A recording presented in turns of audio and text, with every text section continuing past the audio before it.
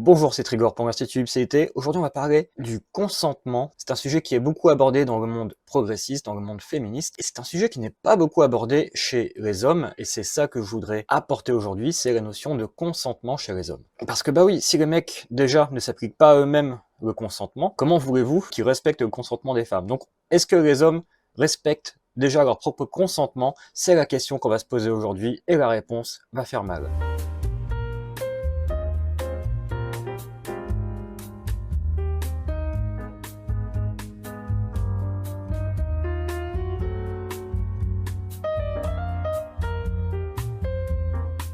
Donc on va commencer avec une citation de Richard Dawkins qui est biologiste. Richard Dawkins étudiait les machines à survie. Un animal, c'est une machine à survie. Un être humain, c'est une machine à survie. Et il avait cette phrase incroyable que j'aime bien citer, c'est « Pour une machine à survie, une autre machine à survie sur sa route va d'abord être considérée comme un objet ou presque un emmerdement. C'est-à-dire que soit c'est un objet gratifiant, dans ce cas-là, oh bah je vais venir te bouffer, je vais venir me frotter à toi, pour me gratifier de toi en tant qu'objet de valeur, soit au contraire, ça va être un objet emmerdant, c'est « Ouah, toi tu pues, je m'approche pas de toi, ok ?» Et par contre, c'est en venant relationner avec cette autre machine à survie que celle-ci peut te donner un coup de papate pour dire « mais m'emmerde pas, dégage ». C'est-à-dire que ce n'est pas qu'un objet, c'est aussi sujet, ça a aussi un mouvement, ça a aussi une volonté. Et c'est là que chez les humains, on va apprendre d'une manière ou d'une autre à se traiter non pas comme des objets, mais comme des sujets. Alors je parlais de coup de papate, on n'est pas obligé de se taper dessus pour se considérer comme des sujets. Parfois, la culture à transmettre que autrui aussi a une volonté. Mais si c'est pas le cas, le coup de papate, c'est toujours efficace. Ou alors la fuite, ou alors le fait de faire des petits œufs mignons comme le chapeauté. En tout cas, il y a un truc qui dit « j'ai de la puissance en moi, j'ai du mouvement en moi, et tu vas devoir le prendre en compte si tu veux me considérer. Si tu ne me prends pas en compte, je vais te considérer comme un objet. Si tu le prends en compte, tu me considères comme sujet. » D'accord? Donc, considérer l'autre comme un sujet, c'est valoriser la direction que cette machine à survie prend, et c'est ça qu'on appelle le consentement. Qu'est-ce que le consentement? C'est « ah, moi j'ai envie de ça, j'ai pas envie de ça ». Et par conséquent, dans le monde des gens qui relationnent à partir de sujet, je suis sujet, tu es sujet, il va y avoir tout un jeu pour avoir une influence sur le consentement d'autrui. On va se faire beau, on va peut-être faire des cadeaux, on va peut-être faire des compliments, on va se rendre agréable à la relation, et en se rendant agréable à la relation, on peut favoriser le consentement. En tout cas, voilà, ça fait partie des stratégies possibles pour relationner justement sur cette base de consentement. Et je vais maintenant revenir à la question de départ. Est-ce qu'on peut respecter le consentement de quelqu'un si déjà on ne respecte pas son propre consentement? Si déjà je ne respecte pas ce que moi j'aime et ce que moi je n'aime pas? En fait, dans la culture, se traiter comme un objet, ça prend souvent deux formes. Soit on se traite vraiment comme un objet, donc une nana va vraiment s'apprêter comme une poupée, elle va vraiment se montrer comme un objet gratifiant, comme un objet sacré, un objet de valeur, un objet à admirer, d'accord? Elle peut faire ça depuis objet, en se prenant elle-même pour un bel objet, ou elle peut faire ça en tant que sujet, comme technique de séduction, ok? Mais la séduction peut passer par là, peut passer par le fait de se faire objet désirable par autrui. Et c'est pareil pour les hommes, ils peuvent se chouchouter aussi, ok? Par contre, il y a un autre moyen de se traiter comme un objet, c'est de se traiter comme une fonction. Et ça, on a tous appris à le faire. Depuis qu'on est tout petit, on apprend qu'il y a des fonctions sociales. On apprend qu'il y a une maman qui est censée avoir une fonction de maman. Un papa qui est censé avoir une fonction de papa. Des enfants qui doivent faire des trucs d'enfants. Le chien qui fait des trucs de chien. Le chat qui fait des trucs de chat. Le policier qui fait des trucs de policier. Le pompier qui fait ses trucs de pompier. Vous voyez, dans une société, chacun a sa fonction. Mais ça, c'est une vision de la société archaïque.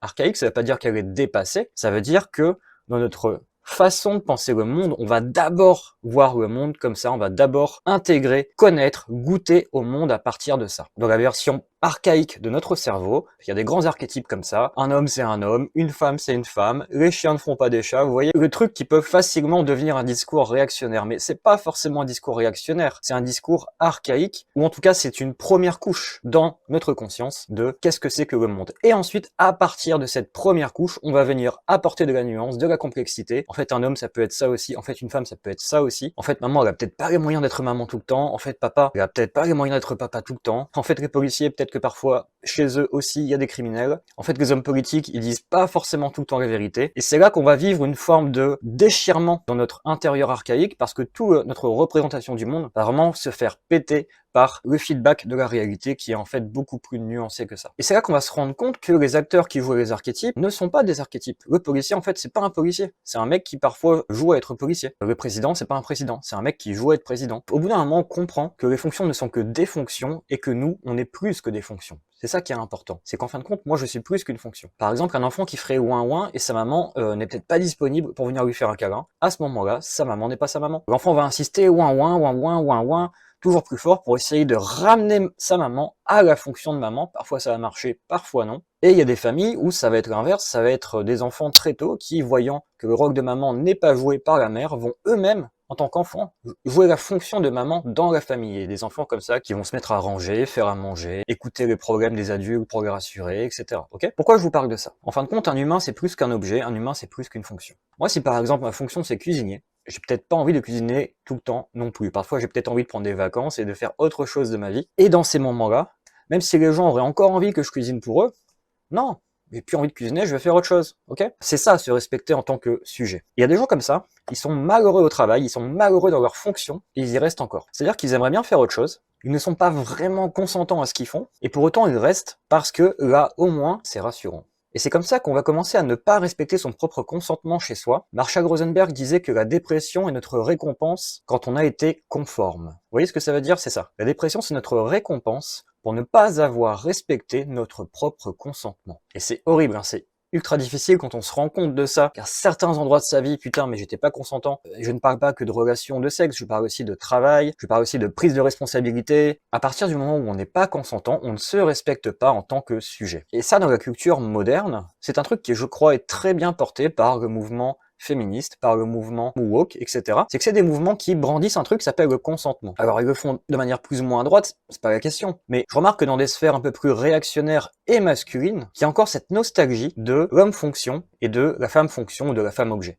C'est-à-dire que une famille c'est pas ça, une famille c'est un papa, une maman, la maman à la cuisine, le papa va couper du bois. Il y a cette nostalgie des archétypes. Il y a ce refus de se considérer soi comme sujet, ce refus de faire face à la question de son propre consentement. Je connais des mecs comme ça qui jouent un rôle dans la société, que ce soit par leur travail, que ce soit dans leur famille. Ils ont pas envie de jouer ce rôle, mais ils considèrent que c'est leur devoir. Je dis pas que c'est bien ou que c'est pas bien. Je dis juste qu'à cet endroit-là, ils se traitent comme des objets. Et en se traitant comme des objets, comment voulez-vous qu'ils respectent, qu'ils valorisent le consentement chez les femmes, si chez eux-mêmes, déjà, ils n'arrivent pas à valoriser leur propre consentement. Vous voyez ? Je dis pas qu'il faut pas prendre ses responsabilités, je dis pas qu'il faut pas assumer des fonctions importantes, mais vous pouvez le faire aussi en vous traitant comme un sujet, en interrogeant votre consentement, ce que vous aimez et ce que vous aimez pas, ce dont vous avez vraiment besoin, ce dont vous n'avez pas besoin.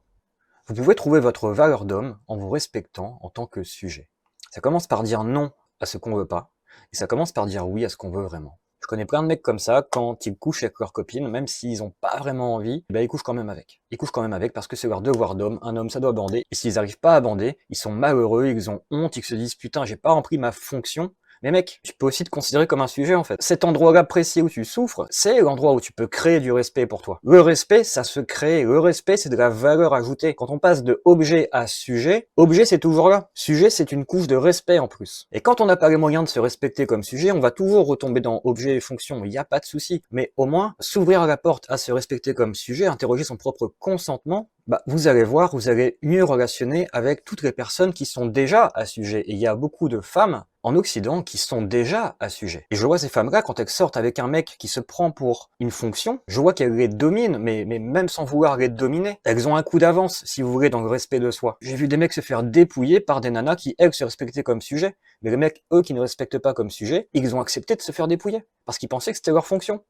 Non, c'est pas ta fonction, mec. Tu peux te valoriser autrement qu'en étant une fonction validée par le regard d'autrui. Mais pour ça, il va falloir que tu te valorises en sujet en te regardant toi-même. Quand je fais du coaching avec des mecs, je tombe souvent sur des mecs comme ça. Des mecs qui ont une approche « je suis une fonction » et qui sont malheureux de tous les endroits où ils ne se respectent pas en tant que sujet. Des mecs qui sont malheureux sexuellement que leur nana, qui aimeraient bien que leur nana soit ouverte à ceci, cela, et c'est pas le cas, la nana a pas envie, et c'est son droit d'avoir pas envie, et bien les mecs restent avec. Les mecs ni leurs besoins sexuels. Ils vont les mettre sous le tapis pour assumer quand même leur fonction de homme qui prend soin de la relation, etc. Mais en faisant ça, ils ne se respectent pas en tant que sujet. Pourquoi ne pas discriminer ta meuf? Pourquoi ne pas la quitter parce qu'elle ne peut pas répondre à tes besoins? Pourquoi tu restes avec une personne qui ne peut pas répondre à tes besoins? Pourquoi tu as honte de tes besoins sexuels? Une nana qui a le besoin sexuel d'avoir des orgasmes, si son mec lui donne pas des orgasmes et qu'elle quitte son mec pour ça, toutes les féministes ont trouvé ça normal.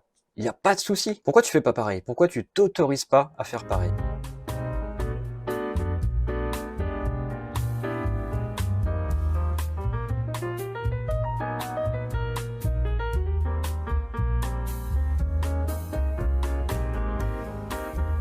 La question que je pose souvent quand je fais du coaching, c'est qu'est-ce que pourrait faire ta copine pour que tu la quittes? Et les mecs me disent rien. Rien. Ils acceptent tout. À cet endroit-là où ils acceptent tout, je vois qu'ils ne se respectent pas en tant que sujet. C'est pas grave. Par contre, je leur fais prendre conscience de ça. Parce que à cet endroit-là, il y aurait peut-être du respect à créer en valeur ajoutée. Et c'est comme ça que le consentement, ça s'apprend chez les hommes, d'accord? Le consentement, ça s'apprend pas en respectant autrui comme sujet. Le consentement, ça s'apprend en se respectant soi comme sujet. Et en se respectant soi comme sujet, ça va être une évidence ensuite de respecter autrui comme sujet. Si vous avez appris le consentement en respectant autrui comme sujet alors que vous-même, vous vous traitez encore comme une fonction, c'est que vous n'avez pas appris le consentement, c'est que vous avez appris la soumission. C'est ok de se soumettre, hein, je vais en parler dans la formation Sexualité Sacrée qui sortira dans 2 semaines, je pense. Cette vidéo-là en était une introduction, donc si l'approche de la sexualité, des relations homme-femme, du consentement, si cette approche fait écho chez vous, il se peut que tous les chapitres de cette formation soient vraiment une grosse valeur ajoutée pour vous sur le thème de la sexualité sacrée et des relations. Qu'est-ce que la sexualité sacrée? C'est une sexualité qui gagne en qualité et qui ne va pas se perdre dans de la perversion, comme on peut trouver partout sur les internets. L'enjeu va être de vous proposer des voies pour des meilleures relations, qu'elles soient sexuelles ou non, et de poser une grande question fondamentale. Qu'est-ce que le sexuel dans le monde?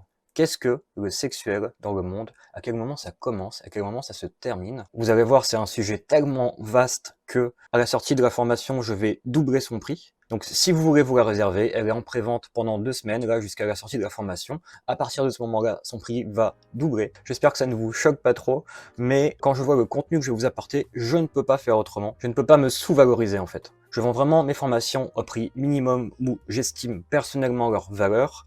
Peut-être que pour vous, ça aura moins de valeur, peut-être que pour vous, ça en aura beaucoup plus. Je vous souhaite que ça en ait beaucoup plus. Dans l'un des chapitres de la formation, on va tirer sur le fil objet, sujet dans la sexualité.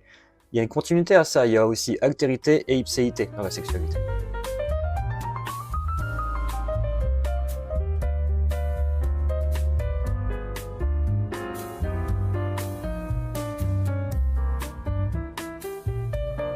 Et maintenant, on va écarter un peu la formation sur la sexualité pour voir ce qu'il y a dedans. C'est une formation que j'ai prévue vraiment comme un sachet de bonbons où vous allez pouvoir piocher les sections qui vous intéressent. Il n'y a pas d'ordre précis de visionnage. Il y a juste simplement des sections d'intérêt, des sections de mise en lumière on peut prendre en compte cela, on peut voir les choses comme cela, on peut considérer cela. Nous sommes ici à la partie vidéo gratuite sur le consentement des hommes. Si l'approche que j'ai dans cette vidéo vous parle, je pense que le contenu de ma formation vous parlera encore plus en profondeur, d'accord? Il va y avoir aussi des trigger warnings sur certains chapitres. Trigger warnings, ça veut dire quoi? Ça veut dire attention, contenu potentiellement choquant. On va parler de choses sensibles, de choses difficiles, de choses qui peuvent peut-être éveiller chez vous des traumatismes, des mauvaises expériences, des douleurs, ce genre de choses, d'accord? Donc je mettrai autant de précautions possibles à ces endroits-là pour que mon propos vous soit un apport et pas une nuisance, d'accord? Je ferai vraiment de mon mieux. Et donc voilà, cette formation va commencer avec comprendre l'érotisme. J'en avais déjà parlé sur ma première vidéo avec ChatGPT et le test du trombone, hein. C'est combien d'utilisations peut-on trouver à un objet? Et bien là, on va se poser la même question avec notre partenaire, par exemple. Et déjà, avec cette piste-là, ça va nous ouvrir un panel entre une sexualité pauvre et une sexualité riche. Pourquoi? Parce que je crois que l'être humain n'aime pas trop être un robot qui fasse tout le temps la même chose, dans le même ordre, au même endroit, à la même heure. Et quand c'est le cas, parfois un petit changement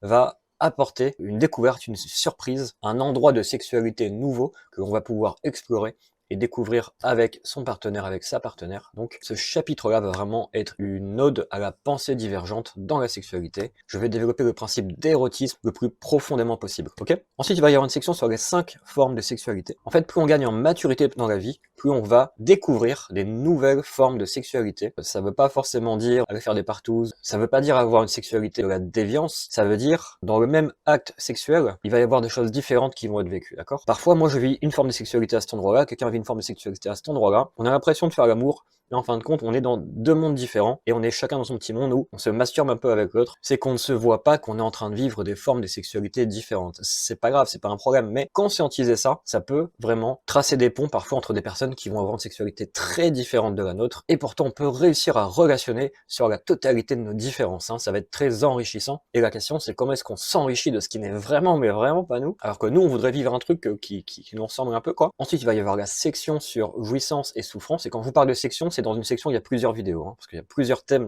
dans chaque section. La section jouissance et souffrance, qui va être une section où on va parler du meilleur comme du pire dans la sexualité, d'accord? On va parler traumatisme, on va parler fétichisation, comment ça naît un fétiche, comment est-ce qu'on se met à préférer et à être enfermé seulement dans certains scénarios et qu'on n'arrive plus à jouer autrement. Est-ce qu'on peut se sortir de ça? Voilà, ça va être un chapitre non pas difficile, mais qui va vous demander de regarder en face qu'est-ce que c'est que la sexualité, qu'est-ce que c'est que le sexuel, ça consiste en quoi, est-ce que c'est sain, même quand vous avez des bonnes intentions et l'autre aussi, est-ce que c'est forcément sain, à quel endroit on ne se rend pas compte qu'on se fait du mal, à quel endroit on ne se rend pas compte qu'on rate les occasions de se faire du bien. Voilà, moi c'est le genre de questions qui me passionnent et auxquelles je vais répondre dans cette formation, dans cette section-là. Ensuite, il y aura une partie sur la domination et la soumission, c'est-à-dire la hiérarchie verticale en fin de compte. On peut faire l'amour de manière horizontale, de manière égalitaire, il n'y a pas de souci. On peut aussi faire l'amour de manière verticale, d'accord, avec une hiérarchie dominant, soumis. Pas que l'un est meilleur que l'autre, mais les deux existent. Il y a un public pour l'un, il y a un public pour l'autre. Et il est bon d'aller comprendre les énergies de ces endroits-là, de ne pas les diaboliser, de ne pas non plus les surestimer, d'accord. Et évidemment, c'est pas parce que je vous parle de choses que peut-être vous allez découvrir que je vous encourage forcément à essayer. Pas du tout. N'allez pas vous forcer à faire des choses qui ne vous ressemblent pas ou qui peuvent être mauvaises pour vous, d'accord. Un des gros problèmes dans la sexualité, c'est les gens qui se forcent parce qu'on pense qu'on devrait forcément tout découvrir, tout faire, tout pratiquer dans la sexualité. Non. Je vais vous parler de choses qui vont être très éloignées. N'y allez pas. C'est trop éloigné. Par contre, si je vous parle de certaines choses qui vous paraissent finalement assez proches, là, peut-être vous pouvez faire un pas en avant, mais en gardant, bien sûr, un pas en arrière, en faisant attention à ne pas vous perdre, en fait. Il est très facile de se perdre dans la sexualité. Le problème qu'une grande partie de la sexualité moderne est basée sur le fait de se perdre, mais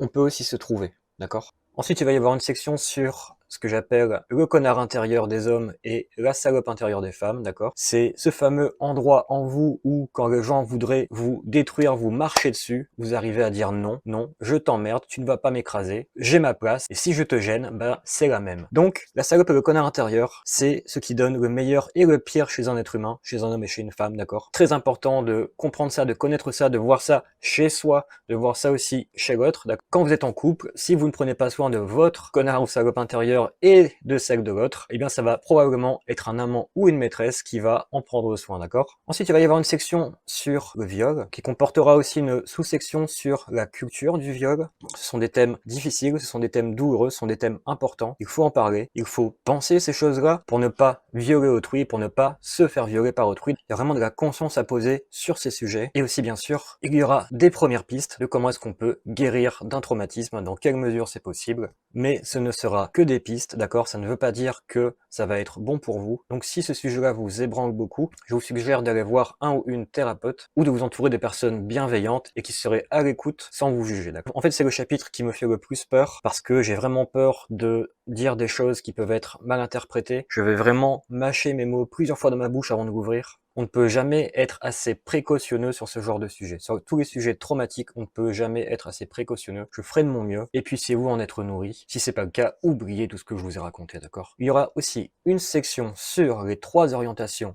sexuelle, d'accord? Je ne parle pas là de hétéro, homo, bi, ça n'a rien à voir avec ça. Les orientations sexuelles, c'est quelque chose qui se passe tout le temps quand 2 personnes font l'amour. Ce sont des choses qui s'activent naturellement. Et parfois, quand on fait l'amour avec quelqu'un, on a l'impression de pas être en relation, de pas se toucher ou de pas comprendre quelle est la sexualité de l'autre. Même si on se touche, on a l'impression de pas se toucher. Eh bien, c'est souvent à cause des 3 orientations sexuelles qui sont vraiment 3 manières d'appréhender la sexualité, que ce soit avec un homme, avec une femme. Pour moi, la découverte de ces 3 orientations sexuelles a vraiment bouleversé ma sexualité, puisque chaque être humain en a qu'une par défaut et rate les 2 autres, d'accord? Donc je vivais une majorité de ma vie avec une seule orientation sexuelle quand je faisais l'amour avec une personne, et maintenant je peux me rendre compte de l'existence de ces 2 autres dimensions en même temps, et là c'est vraiment merveilleux. Et là il y a tellement de choses à découvrir, même si on revient souvent à sa propre orientation initiale. Voilà, simplement faire l'expérience ou considérer l'existence de ces autres orientations sexuelles, surtout quand on couche avec quelqu'un qui a une autre orientation sexuelle, ça va permettre de dénouer beaucoup de choses et de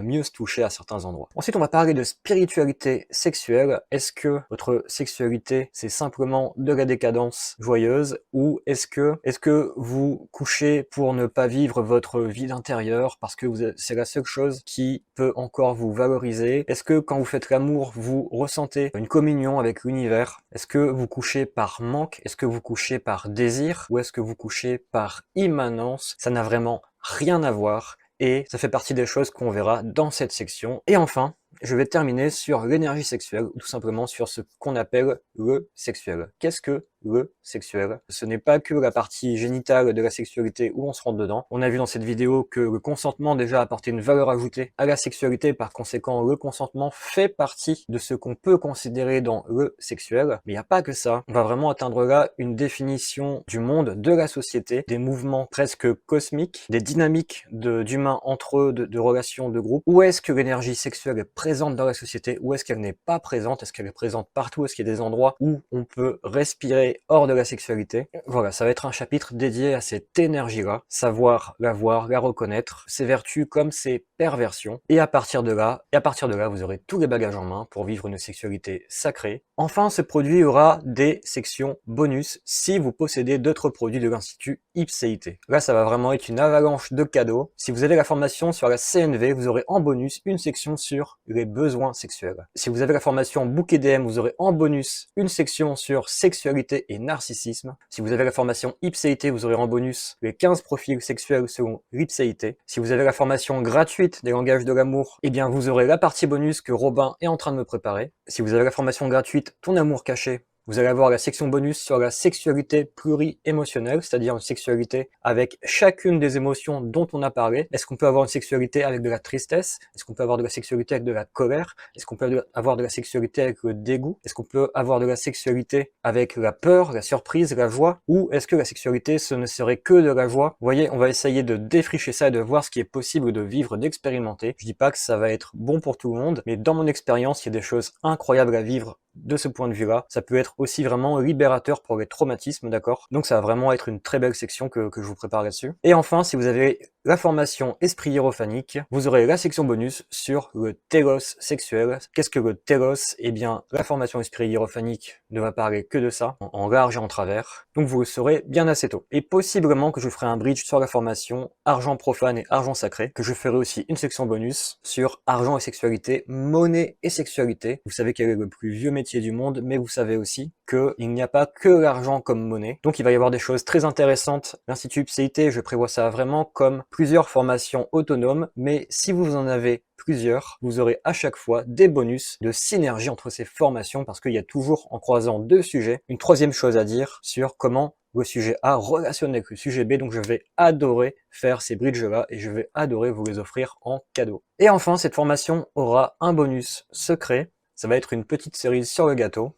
Voilà, vous savez maintenant ce que je compte vous proposer. Mon ambition pour vous proposer une meilleure sexualité, ou en tout cas une bonne sexualité, d'accord? Si vous avez des attentes particulières, n'hésitez pas à me le dire en commentaire. J'ai déjà pris en compte beaucoup d'attentes des membres de ma communauté sur Discord pour ajouter du contenu sur mesure dans cette formation. J'espère que tout ça vous donne envie, ou au moins que la petite visite de la vitrine vous a été sympathique. J'essaie maintenant dans mes vidéos d'apporter un propos simple qui ne déborde pas trop. Dites-moi si le format actuel vous plaît, si vous aimeriez plus de détails ou au contraire plus de simplicité. Vos retours m'intéressent toujours. Et enfin, puissiez-vous vous respecter en tant que sujet. C'est vraiment un cadeau pour vous et pour les autres. Ça va vraiment faire du consentement, non pas une contrainte chiante pour coucher avec une femme, mais quelque chose qui circule entre vous et votre partenaire. C'est ça le consentement. C'est une énergie de respect mutuel de sujet qui circule entre vous et votre partenaire, d'accord? La vision des mecs frustrés du consentement, c'est une espèce de barrière dont il faudrait trouver des tricks pour passer au-dessus ou en dessous. Non, c'est pas ça.